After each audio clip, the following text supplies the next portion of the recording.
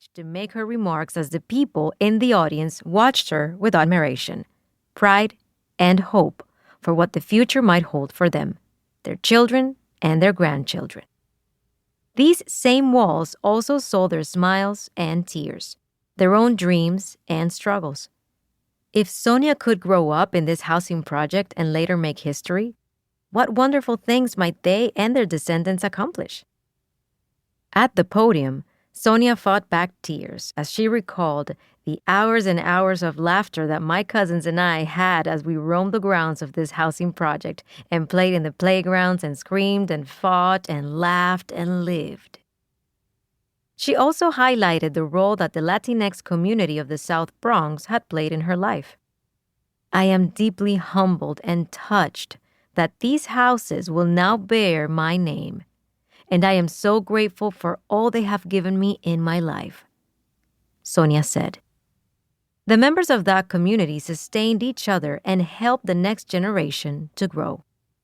It is important for the broader community to remain committed to assisting the residents of this place so that other little Sonias will reach their dreams. Sonia was certainly doing her part. During the ceremony, she danced alongside the youth choir from her alma mater, Cardinal Spellman High School, as its members belted out a gospel song called Be Thankful.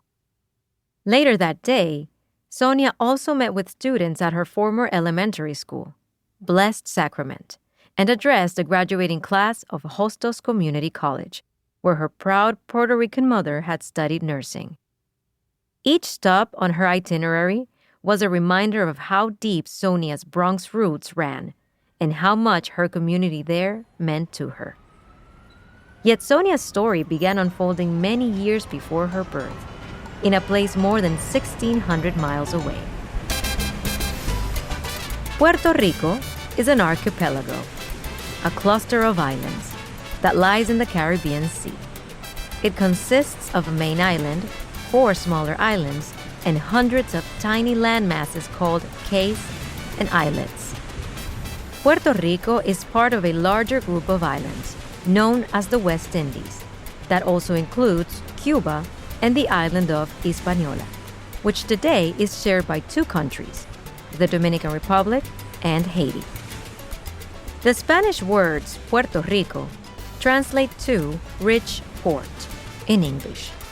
But the island's indigenous people, the Taíno, had their own name for their homeland in the Arawak language, Boriquen. That is why, to this day, you will often hear Puerto Ricans refer to Puerto Rico as Borinquen, or call themselves Boricuas.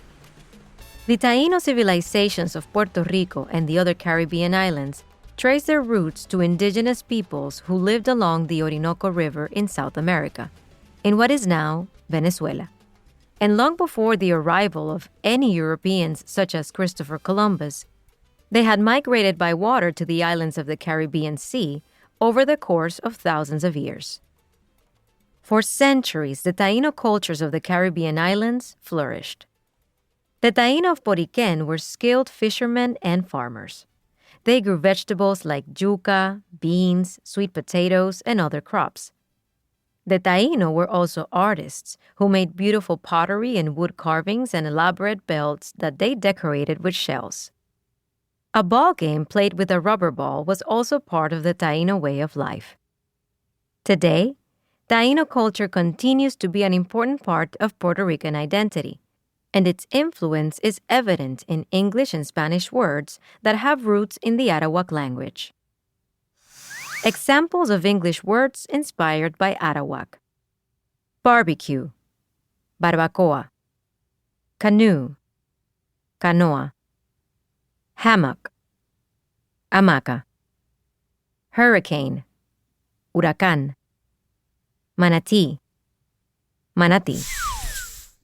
But the arrival of Christopher Columbus in the Americas in the late 15th century shattered the world of the Taíno.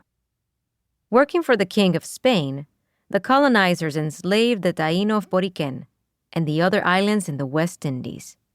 Because the colonizers introduced diseases like smallpox, typhus, and measles into their communities, the number of Taíno people of the island